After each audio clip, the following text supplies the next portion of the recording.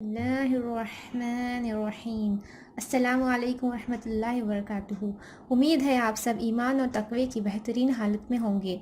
آج ہم سب ایک بیوی اور شوہر کا قصہ سنیں گے اور سیکھ حاصل کریں گے۔ چلیے شروع کرتے ہیں۔ ایک گاؤں میں ایک بیوی اور شوہر رہا کرتے تھے جو نہایت محتاج اور غریب تھے، لیکن نہایت دیندار، صابر اور شاگر تھے۔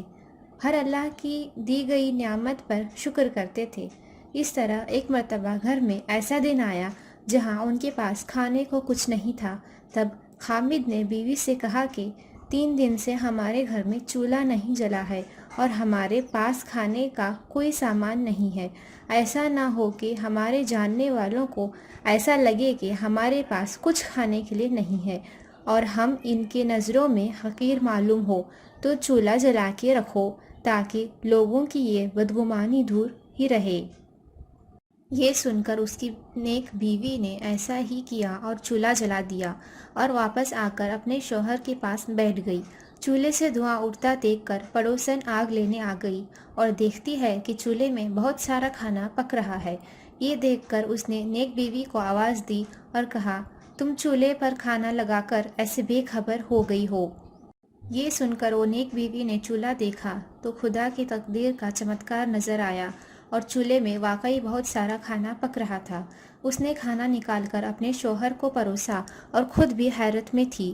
یہ دیکھ کر اس کے شوہر نے کہا، اس میں حیرت کی کیا بات ہے؟ اللہ کی ذات اس سے اور بڑے کرشمے کر سکتی ہے۔ پھر دونوں میاں بیوی نے پیٹ بھر کر کھانا کھایا اور دونوں نے اللہ کا شکر کیا۔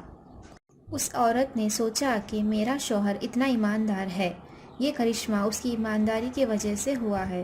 تو اس نے اپنے شوہر سے کہا کہ آپ اللہ تعالیٰ سے کوئی ایسی چیز مانگیے جس سے دنیا کی روز روز کی فکر ختم ہو جائے اور ہم دن رات اللہ کی عبادت میں مشغول ہو جائے۔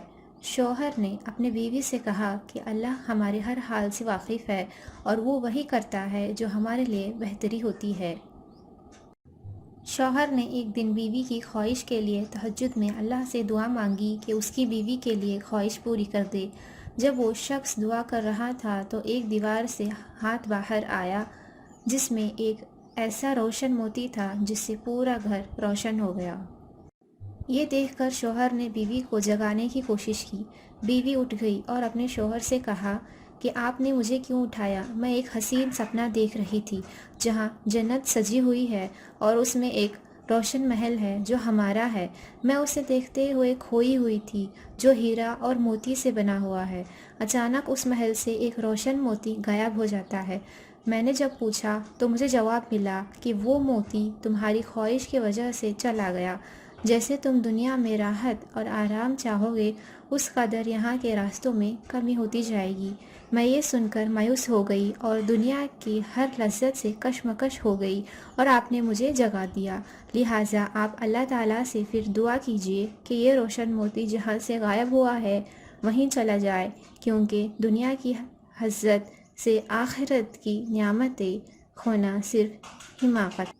شوہر نے پھر سے اللہ سے دعا کی اور شکر کیا کہ اللہ نے ان دونوں کو اتنی بڑی بات سمجھائی اور اس طرح بیوی بھی مخالف سے موافق بن گئی۔